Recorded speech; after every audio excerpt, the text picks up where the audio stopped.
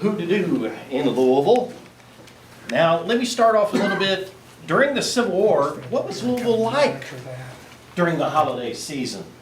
Many of the Christmas traditions that we hold dear today were started before the Civil War, and the Civil War only solidified those traditions.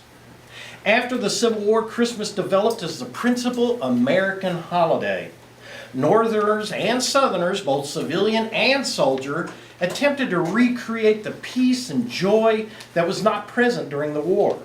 For both civilian and soldier, Christmas was associated with family gatherings, abundant food, peace, and good cheer.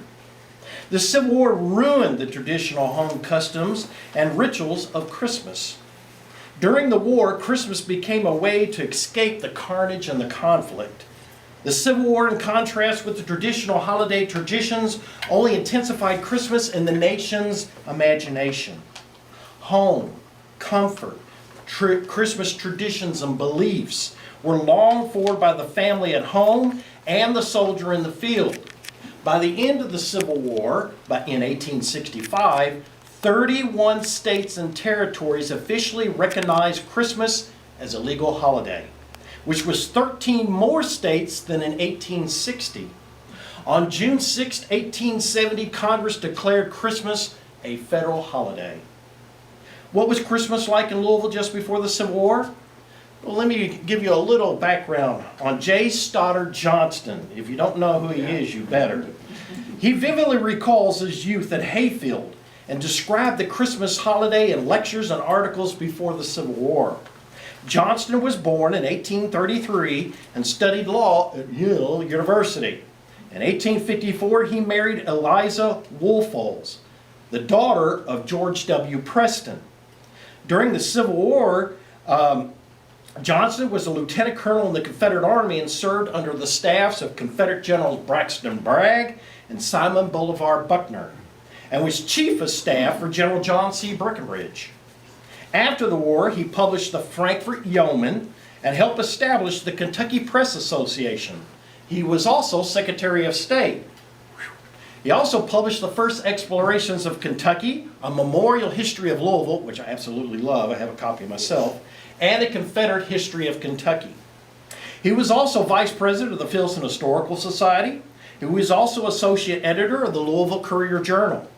When he was a boy, he lived in the home of Colonel George Hancock, who in 1838 built Hayfield, which was located at 1809 Taylor Lane between Bardstown Road and Newburgh Road, near the Watterson Expressway. Hancock was from Virginia and came to Kentucky in 1819 and married a niece of George Rogers Clark. Y'all following this? Hancock had no children of his own, but adopted many orphans, including Johnston, who had lost both of his parents. Near Hancock's home was Farmington, the home of the Speed family.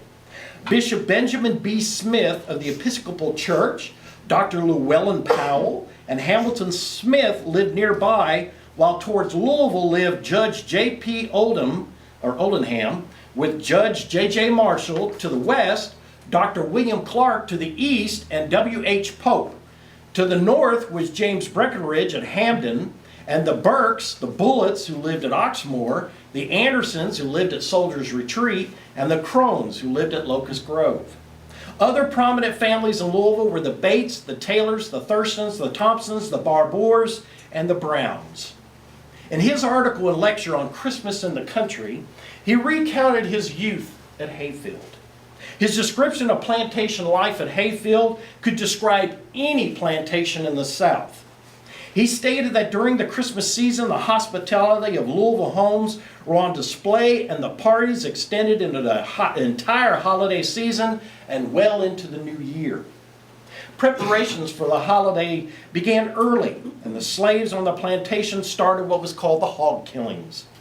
Beef and mutton were also prepared. Hams and bacon were cured in the smokehouses. The majority of the families that lived near Hayfield would slaughter between 60 to 80 hogs, and the meat cured would last the entire year. The housewife oversaw the chopping and seasoning of the sausage. The hams were being properly cured. The lard was made, the souse, or hogshead cheese, and other delicacies were prepared for the Christmas feast. Next came the raisins to be stoned for the mincemeat pies, citron, suet, and apples, and the finest French brandy were ready to make Christmas pies. A round of beef was to be spiced, and black cake was to be baked. If you don't know what that is, look it up. It was very popular during that time period. Now in the slaves' quarters, hominy was pounded for the big house. They also prepared tripe and chitterling dinners with possum to be baked with sweet potatoes with crackling bread. A large supply of hickory wood was stacked for the fireplace along the buckeyes and other green woods, which would resist the fires longer and were used as your typical Yule logs. Now, the day before Christmas, all the preparations were complete. All the boys and girls from the local colleges and boarding schools arrived, and the guests assembled in the house. The festivities began on Christmas Eve, when the house was made bright with candles and logs in the fireplaces. The evening meal was a prelude as to what would come the next day. Adjourning to the parlor, there was music and other diversions. Usually there was a recitation from some of the children reading poetry, such as "'Twas the Night Before Christmas." After the reading, the children would leave to hang up their stockings and went to bed. The older children and youths played games of blind man's bluff. If you don't know what that is, look it up. Many people broke their legs from that game. There was also thimble and hunt the whistle. Now neighbors informally would drop by, and if Louisville had snow, a sleighing party came from the city or the neighborhood. Hush. There we go. Now, a game of whist was played in the library, and a dance would break out when someone would start playing the violin, usually ending in the Virginia reel. Now for adults, there was a large bowl of hot apple toddy, which was also called lamb's wool because of the appearance of roasted apples that would be floating on the top. The alcohol used was either French brandy, apple brandy, of course, Kentucky finest bourbon. Now the stockings were hung to the mantel of the family room. The slave children also brought their stockings and attached them to the window curtains. Finally, the party came to an end and the members of the family retired for the night. The lights were extinguished. Early in the morning, children were awakened and the elder members of the family dressed as the children would burst into the room, shouting, "Christmas gift, Christmas gift!" The stockings were removed from the mantel and the contents were spilled out on the floor, with children getting books, candy or toys, packets of firecrackers, dolls, nuts, oranges, cakes, and other prizes. The father and mother would sit in their beds and watch the children enjoy what Santa Claus had brought them. The older boys rushed outside with their firecrackers and lit them. Those who could not afford firecrackers supplemented the noise-making by bursting hog bladders, which were preserved from the hog killing and blown up and left to dry. When warmed by the fireplace or placed on the ground, they jumped on them, both on their feet, and they would burst with the sound of a firecracker. Now breakfast would be served, which was preceded by eggnog, which was served from a bowl on a sideboard.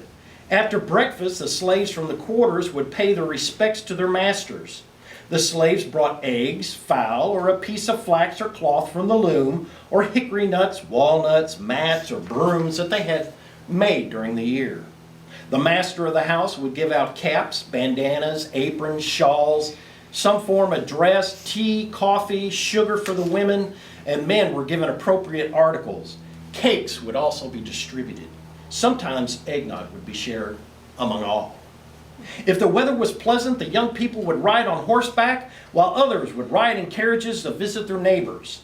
A few might attend church in the city or the neighborhoods. If there was snow, there would be sleighing parties. Neighbors would drop by and wish a Merry Christmas. Traditionally, after breakfast, the table was covered with a white tablecloth, and a bowl of eggnog and a bowl of hot apple toddy would be placed on the table, flanked by cakes both large and small, including that black cake, and we all know about this one with Dunkin' Donuts, crullers, which were popular back then, Fruits of various kinds, such as apples, oranges, raisins, almonds, and other nuts, would be laid out on the table in bowls. When dinner arrived, the whole family gathered, and the center of the feast was the turkey, generally preceded by a French gumbo. There's our French influence here, folks. Other meats such as venison, roast beef, ham, partridges, and other fowl were served with vegetables and other dishes. The only courses were soup, dinner, and dessert. Wine, sherry, claret, Madeira were also served. When the tables were cleared and the tablecloth removed, the desserts came to the table. Plum pudding, brought out with a flame in the center, was brought out by the hostesses. Mince pies, ice cream, charlotte russe, blancmange, and calf's foot jelly were other confections. Old cheese, raisins, and nuts followed. French roasted coffee would be served in small cups in the parlor. After dinner, the men would leave for the parlor or either the library.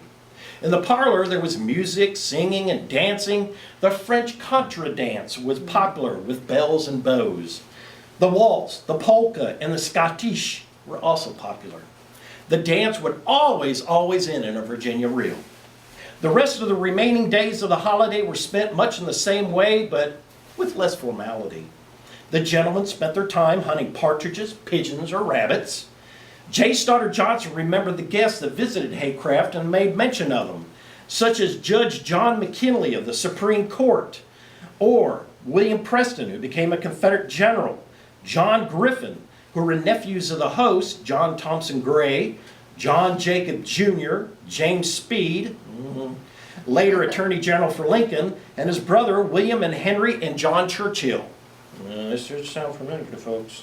And Union General John Lutz Mansfield, who married Josephine Turner, a sister of Oscar Turner, who served in the Kentucky State Senate and U.S. Congressman. There was also Major Ars Throckmorton, who was the owner of the Galt House and director of the Bank of Kentucky. Johnson also remembered Colonel Samuel Churchill Sr., who at Spring Grove, south of Louisville, always kept an open house during the holidays, along with the Millers, the Roberts, the Warwicks, who lived farther to the west. The ladies were the belles of the Christmas balls, and they were Eliza Griffin, Susan Preston, who were nieces of the host, who later became Mrs. Albert Cindy Johnston, and later Susan Hepburn. If you don't know that name, look it up. Alice and Mary Johnston, daughters of Jediel Johnson of Louisville, Emily Churchill, who became Mrs. Hampton Zane, and Betty Cotton. By 1860, Christmas had become commercialized. The Louisville Daily Journal advertised where shoppers could buy holiday presents. The paper wrote, quote, "The closing of 1859 is bringing to us the week of the holiday, which we speed the parting and greeting of the coming year. Merry Christmas with its 1,000 delightful enjoyments, and Happy New Year will soon be here. The season of gifts and good wishes already exhibits as usual avant-courriers. The toy men, storekeepers, the booksellers, and others have arranged their stocks with special references to supplying the demands appropriate of the time, and through the columns of the Courier invite the attention of the public to their wares." Unquote. F.A. Crump's bookshop was on 4th between Main and Market. John Gill at number 453 Main Street sold toys. Also, the ladies would flock to Herschel and Dullfingers on Main Street. Above 3rd sold elegant jewelry and watches for the men. Mr. L.A. Cavill, a bookseller and stationery dealer, was on Main Street at 5th and supplied a stack of selected works adapted just for the holidays. He had prayer books, Bibles, and the books for the youth. When the Civil War broke out in April of 1861, when the Confederates opened on Fort Sumter in the Charleston, South Carolina harbor, Louisville native Robert Anderson commanded the fort. Louisville was divided in their loyalties, and many families in the city sent their sons both to the Union and Confederate armies. And yes, I have a book on that. It is for sale later on. Okay. Now, during the war, Louisville remained in Union hands and became a massive gathering point for Union soldiers and supplies due to the Louisville-Nashville Railroad and the Portland Canal on the Ohio River. During the war, Louisville also had numerous hospitals to care for the wounded And that came in from the Battle of Fort Henry and Fort Donelson, which was fought in February of 1862, the Battle of Perryville, which I know nothing about, which was fought on October 8th of 1862, and the Battle of Stones River and Murfreesboro, which was fought on December 31st, 1862 to January 2nd of 1863. Confederate General John Hunt Morgan's Christmas Raid in December of 1862, and many other Western theater battles. During Christmas of 1862, due to the Battle of Perryville and Morgan's Christmas Raid, the hospitals in Louisville and further north in Jeffersonville, Indiana, were full of wounded and sick soldiers. In most of the Union hospitals, there was an extra setup for the Christmas dinner. An entry from a diary recalls Christmas Day in Louisville of 1862, and I'll read you the quote. Hospital number 11, Louisville, Kentucky, December 25th, 1862. A number of ladies living in this part of town, headed by Mrs. Davis and Mrs. Gardner and the Miss Osborne, made up of a fine dinner. At least it was for us. There wasn't any turkey or chickens enough for all, so it was given to those who couldn't get out, and the rest of us took what was left, and believe me, it was plenty. At night, someone sneaked in a bottle or two, and some of the men had been in town. Consequently, there was a good deal of racket and noise, but on account of it being Christmas Day, Dr. Strew wouldn't let it pass. Well, during the Christmas week of 1862, the city of Louisville and the state were under Union control, and hundreds of Union soldiers occupied the city. A fancy dress ball was held at the home of the Troubeaus, which was located on Bardstown Road. The family consisted of 6 brothers: Stephen Fitzjames, Aaron, Marion Francis, Isaac Hodgins, William Chastain, and Henry Joseph, and 3 sisters. There were Judith Helen Judell Troubeau, who later married Dr. Thomas McGregor, Henrietta Jane Troubeau, who married Dr. Milas Cooper Nesbett, and Anne Elizabeth Troubeau, who later married Union Colonel Charles Gill. The younger sisters, Miss Anne Betty and Judell, had just returned from Europe, where they had been attending school for several years. All of the prominent belles and beaux of the day were invited. The home was beautifully decorated. Mrs. Frances Fanny Shotwell, daughter of Alfred Lawrence Shotwell, a prominent hemp trader with the firm of Smith and Shotwell, which was located on Main Street, boasted to her friends for weeks that she was going to represent the Confederacy. So when the day of the ball arrived, she feared she might be arrested on her way to the ball. So she bundled up her costume under the seat of her carriage and reached the safety of the Troubeau home. When she arrived at the home, she put on her Confederate ball dress, which had a blue velvet waist spangled with a large star to represent each seceded state, a short satin skirt of red, white, and red, a little Confederate flag in her hair, and a large one in her hand. She was the belle of the ball, with guests admiring her nerve and daring to appear in such a dress. Since the ball was a costume party, Nettie Schroeder dressed as Lady Tizelle, Judell Troubeau dressed as Charlotte Corday, Hattie Prentice dressed as Minnie Ha Ha, and Mary Zazone dressed as Gulinara, which was a ballet dress of that time. Now, many other young ladies were also dressed in brilliant costumes. The ladies were sitting under the mistletoe and holly when alarming news arrived that Union soldiers and an army wagons were coming to the main entrance of their plantation. The music at the ball stopped, and the beautifully masqueraded ladies hurried to their bedrooms and locked the doors while the young men consulted with each other as to how to handle this situation. In the crowd at the ball was a young Federal soldier. The Troubeau family convinced the young Federal soldier to meet with the Federal soldiers camped on their lawn now. The young Union soldier told the commander of the Union detachment there was no water for his soldiers at the Troubeau mansion. He told the Federal soldiers that directly across the road was a better spot for camping on the farm of a pro-Union man who would do their best, he would do his best to make the soldiers as comfortable as possible.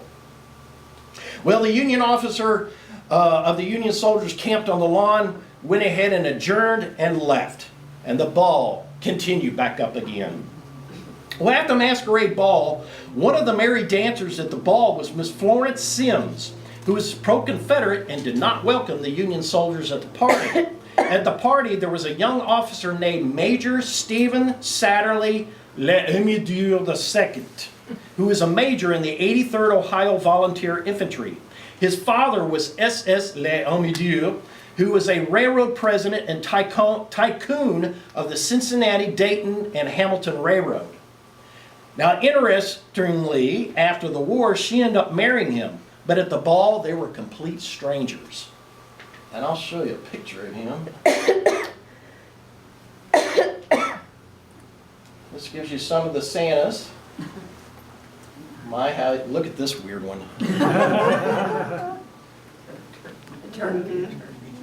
A visit from St. Nicholas. I do have a copy of that I read to the kids when I'm dressed as Santa. That was published in 1862. There's another picture of Santa. Before the Civil War, there was no standardized depiction of Santa. That wasn't until somebody else will mention in a bit. Oh, this is an interesting one before I carry on. This was published in 1862. This is the first time that Santa Claus by Thomas Nast would be portrayed. Look how he's wearing red, white, and blue. The Union soldiers are there, and one thing I want to point out, look at the drummer boys. They're opening up presents. But I want to keep your focus. Look, here already we have the reindeers, Santa's sleigh. Look what's in his hand here. That's an effigy of Confederate President Jefferson Davis being hung by the rope. Oh, jeez. Ain't that good to show your kids? Christmas morning, and here's a sleigh ride. Typical what it probably would have looked like in Louisville. I love the gentleman on the left. Christmas dinner. This is right before the Civil War. This was in Ladies Godey's book. There's always depictions going on. You always have to pay attention to the panels. It's a Civil War ball that was held in New Orleans, but very typical what a ball would have looked like in Louisville. There's another one. There's another one. As you could tell, these were grand affairs. And there he is. There's Major Stephen L'Amidieu. Now, at the ball, an old family servant was stationed at the door with a trumpet to ask each guest what character they were portraying at the ball so he could announce them with great fanfare. Two young ladies arrived in plain evening dresses who were unaware of the masquerade ball. He demanded to know, "What are you?" The ladies explained that it had come on by themselves, and the servant was very confused at the answer and blew his trumpet and announced, "Ladies and gentlemen, two ladies without any character." During one of the balls, the costume was to have open house on Christmas Day. The ladies received the Union officers such as Union General Eli Murray. There he is. He's commander of the 3rd Kentucky Cavalry, and Union Colonel John Rowan Boone, who was commander of the 28th Kentucky Union Infantry. He's buried at Cave Hill. Before being promoted, eventually he became a brigade commander. Now, William was the personal attorney of the Rowan family. I hope you all know who that is. Who was he? John Rowan. Bingo, yes, Federal Hill, Bardstown, my old Kentucky home. The ladies of the house were to receive their friends from noon until a late hour in the evening. Usually a ball would be held and wine would be copiously served to all who attended the ball. One Christmas Eve, at the home of a general who was stationed in Louisville, a young Union officer was so drunk he went to the men's dressing room and lay down on the hats and the overcoats and completely fell asleep. Well, some of the mischievous young men came up to get their things, and they rolled the young officer off the bed and underneath the bed. The coat room was actually the bedroom of two young girls who were visiting the general, and after the ball, when the girls were ready themselves for bed, they became very frightened by the snores underneath their bed and woke up the general. The general quickly rushed to the room. only to discover, much to his astonishment, that the young man who was passed out from drinking was one of his own officers. What a good day for him, I guarantee you that. One of the most attractive girls in Louisville was Miss Mary Zazone. She was the only daughter of Mr. Anthony Zazone, who was a Louisville merchant. Her mother was Sarah Shannon, who was the daughter of Captain Henry Shannon, who was the Lord Mayor of Limerick. She was also the niece of the Marquis de Thomond and the cousin of the Earl of Dunraven. Mary was popular with the soldiers from the Union and Confederate Army. Her best friend was Miss Lily Ward, the younger sister of Miss Sally Ward Downs, who was a Southern belle and socialite in New Orleans and Louisville. Sally was one of the first women in the United States to wear cosmetics and wore daring outfits. She also organized one of the first fancy dress balls in Kentucky. The Zazone's house gave many Civil War entertainments. Union General Eli Murray, who was colonel of the 3rd Kentucky Cavalry, he was only 18 years old when he was promoted to colonel. And at the age of 22, he was promoted to brigadier general. He was the youngest colonel and the youngest general of the Union Army. He was also a handsome man and was a welcome guest at every Christmas dinner. His half-brother was Union General Thomas Crittenden and Colonel T.T. Crittenden. Their grandfather was Colonel John Allen, and their great-grandfather was General Ben Logan. General William Tecumseh Sherman said of Murray, "I knew when I told Murray to do anything, it was going to be done, and done well." At one of the Christmas parties, General Murray was stuck with an unattractive woman. He wanted to be with another woman at the party. But because of his southern manners in Kentucky, he would not walk off and leave the girl to stand by herself at the party. He did not want to be obvious to signal to a friend that he wanted to be relieved. He never was caught signaling to be relieved. Captain Lewis Buckner, who was one of the most charming and courtly men in Louisville, asked the general the reason why he was never caught. Murray answered, quote, "Because I never let you fellows know I'm being bored. The more stupid the girl, the louder I laugh, and the better I seem pleased until some man comes up to discover what it is that girl is saying to entertain me so well. Then I politely bow myself out." After the war, he would become the governor of Utah. He was a newspaper editor. He died in 1896, and he's currently buried in Arlington National Cemetery. During the war, the city of Louisville, as many other cities during the war, were not always filled with laughter and joy during the Christmas season for some of these families. You have to keep in mind over 700,000 men died during the Civil War. So if you do the calculations, that meant there were at least 200,000 widows. Inflation was high. Southern sympathizers told their children that Santa might be arrested by the Yankees because they did not have the money to purchase presents. Homemade presents were made instead. Mothers, wives, and sweethearts were anxious about the fate of their loved ones in the army. Many of the loved ones at home had husbands or brothers who were prisoners of war. Louisville had a Confederate prison located at 10th and Broadway. Luckily, the Union Guards allowed Confederate supporters to bring Christmas dinners to the prison. During Christmas season during the war, two of Louisville's best-known matrons started out in their carriages to do some Christmas shopping in Louisville.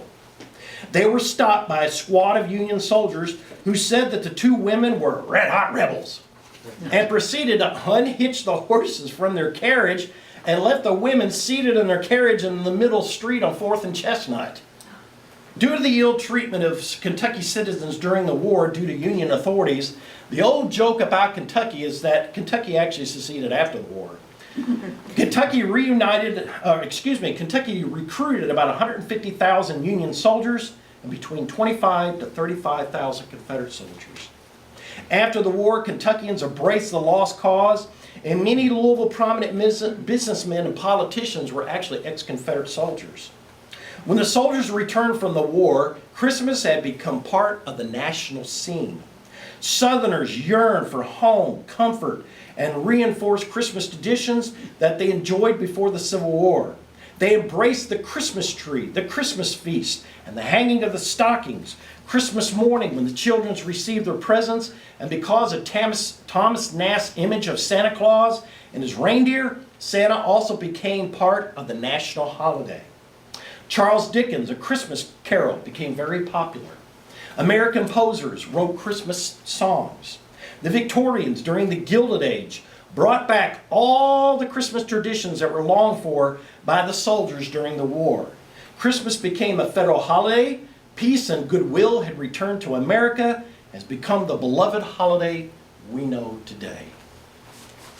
And I'll show you some more pictures here. Y'all know who that is, don't you? Sally Ward. By the way, when she that painting's kind of famous. It's hanging at the Speed Museum. Y'all may be familiar with that. And I call that an early painting of cosmetic surgery because she's, as you can see, she's fairly young there, but she was actually around 40 years old when this painting was done. There's not a wrinkle on it. And here's some other editions. This is the 1863 edition of Harper's Weekly. Look how now the traditions are coming. There's Santa Claus with the sack of goodies coming through the chimney. You've got the children opening their presents. You've got Christmas dinner. You've got the wives visiting the soldiers or their husbands in camp. And here, of course, is the nativity scene. This is the soldier's return schottische. You see a soldier coming home, and this is kind of funny. You notice the boy's as happy as a lark to see his daddy, but she had never seen her dad before because of the war, so she's not quite sure who he is. This is another camp scene during the Civil War. You can see the soldiers making Christmas dinner here. They're putting up their trees. There's cavalrymen. And of course, look at the kids. They're all dressed with drums and swords, and they're throwing snowballs at the next passenger that goes by. And of course, here's the opening of the package. And notice the Christmas tree. The Christmas tree is on the table. They weren't on the floor at that time. This is after the war, and this just to show you the northern pride. You've got turkeys and ducks and all the fowl ready to be purchased. And of course, that's Thomas Nast's drawing of the famous Santa Claus that we know of. We pretty much would know that image of Santa all the way until about 1942 when a gentleman put a Coca-Cola in the fat man's hand, and there we go. Thank you all so much for having to me, and I hope you enjoyed the lecture. I can take some questions and just let you know I do have some books for sale in the next room, including Lincoln and the Speeds. Was General Murray's office at 5th and Walnut, where the Union headquarters was on 5th Street? His headquarters, I believe, was where 4th Street Live is today. Okay. Yeah, but did you know that the hospital there was at 5th and York. at 5th and York? Mhm. We lived in that building. Oh, okay. Not after it became a museum for a while, then they made it into apartments that were supposed to go condo. So after we moved back from Chicago, we lived there for a while, at the Montserrat it's called. And I used to lay there at night and think about all the soldiers that died in that hospital. Jeez. If you get my book on Louisville during the Civil War History and Guide, I show where all the locations were of all the... Yes. I've got a map in there that All the shows where hospitals. all the hospitals were, and the forts. We had Yes. 11 forts in Louisville. Wow. Yes? I have two questions. One, could you tell me why we always had more people join the Union in Kentucky than the Confederacy? I would have thought that we would have been more sympathetic to the Confederacy. Well, actually, just look at the numbers. 125,000 soldiers, were recruited for the Union Army here, about 25 to 35,000 for the Confederates. And it really came down to what region of the state you were from. If you lived in eastern Kentucky, you were more likely pro-Union. If you were from western Kentucky, you were more likely pro-Confederate. Reason why, more agriculture in the west than there is in the east. And even it got boiled down to the individual cities, like Louisville was pro-Union, Lexington was pro-Confederate. Look at the demographic. Louisville was an industrialized city, Lexington was more of an agricultural city. And one of the biggest influence, and I kind of talk about this a little bit in my book on Louisville during the Civil War, is because of Henry Clay. Henry Clay, who was our greatest Kentucky senator, he always thought that you could stay in the Union and there's always room for compromise. And he always thought that.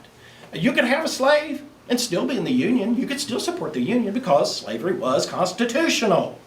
So that's why mostly the Kentuckians stayed with the Union. They were following the lead of Henry Clay, who was Abraham Lincoln's mentor. Henry Clay. So even Abraham Lincoln said the same thing. He said, I'm not going to touch slavery, but I am for abolition. And that's when, the Southerners really got upset about that.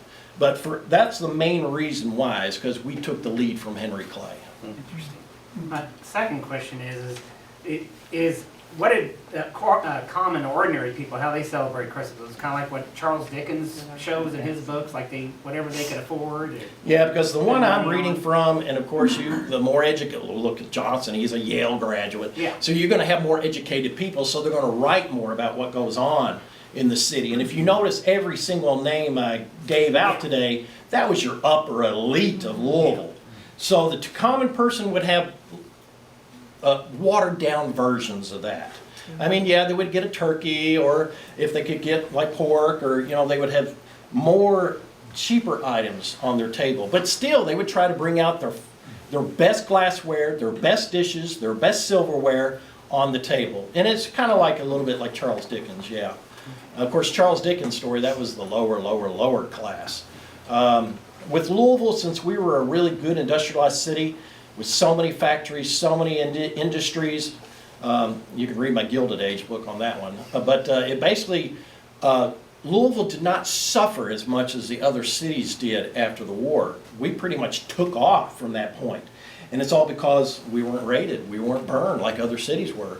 So Louisville had more of a middle class than a lower class here during the war and after the war. And then after the war, boy, we took off with millionaires.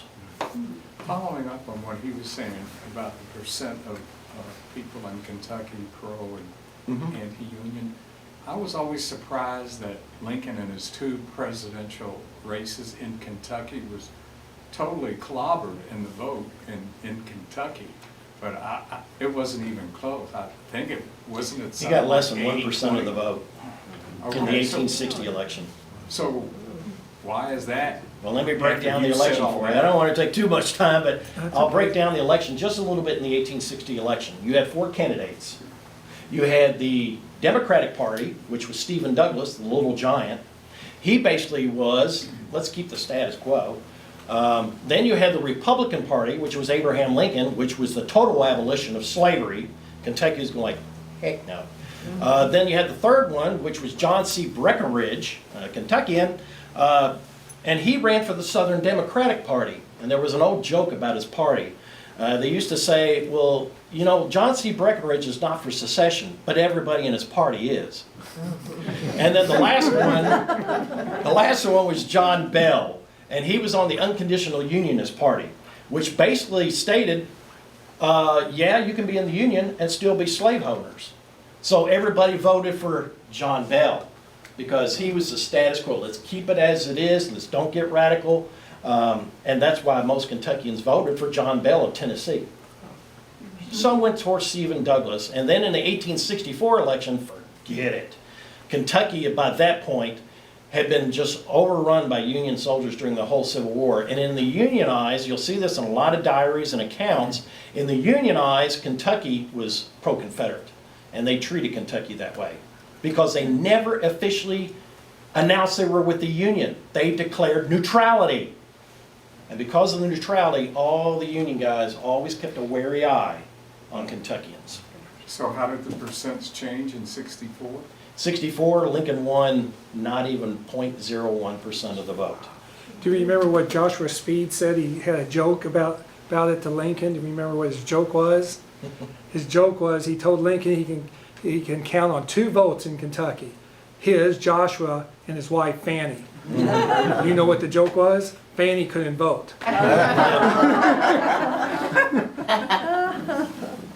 So yeah, it even got worse because of the treatment, and that's why the old joke about Kentucky is actually was seceded after the Civil War, because the Kentuckians were so fed up with how they were treated by the Union Army that every single person that was voted for after the state was somehow linked with the Confederacy. They were called the Bourbon Democrats.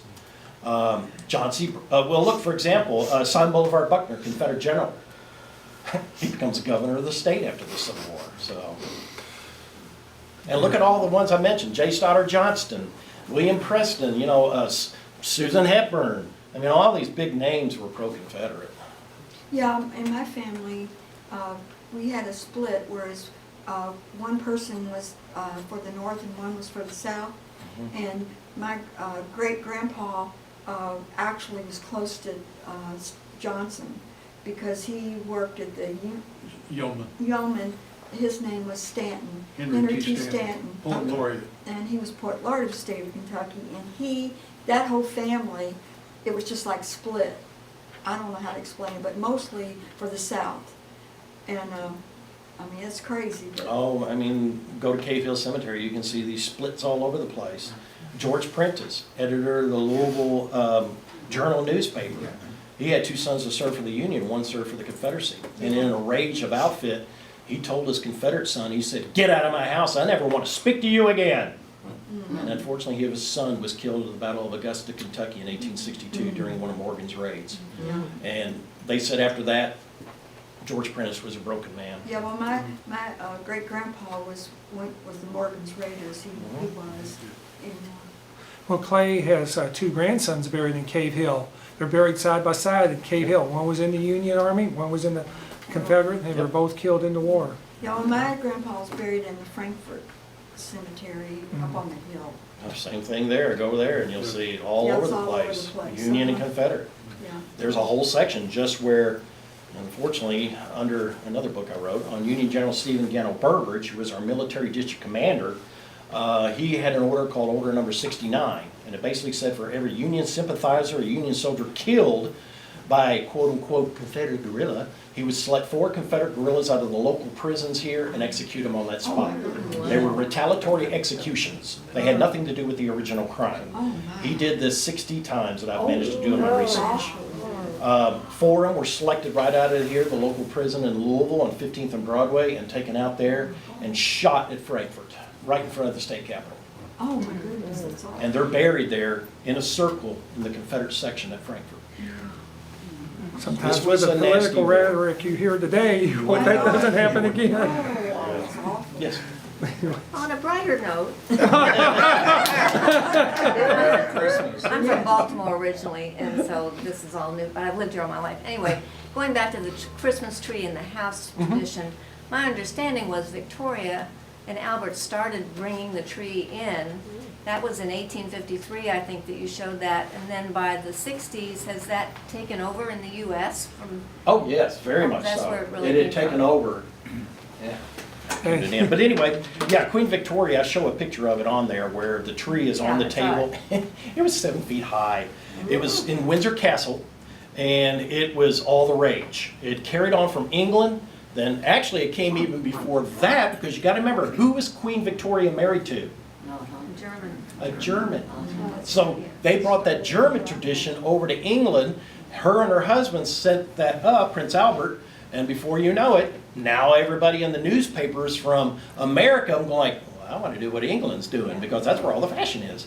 So they start putting up Christmas trees. And now keep in mind, the ornaments that we have like today, that was rare. Most of your ornaments were made of ribbon or gold tinsel or silver tinsel, bells, nuts, garland made out of like berries.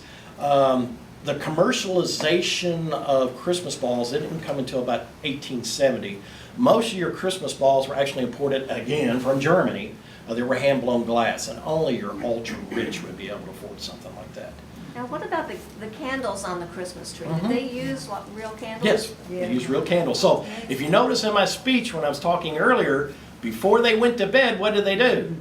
They blew out the candles, and there was always a bucket of water right next to the tree, just in case. So, yeah, they did have trees, and actually a whole industry just came around that making tapers to put on your trees for the candles. Well, we want to thank Bryan for his excellent presentation here today.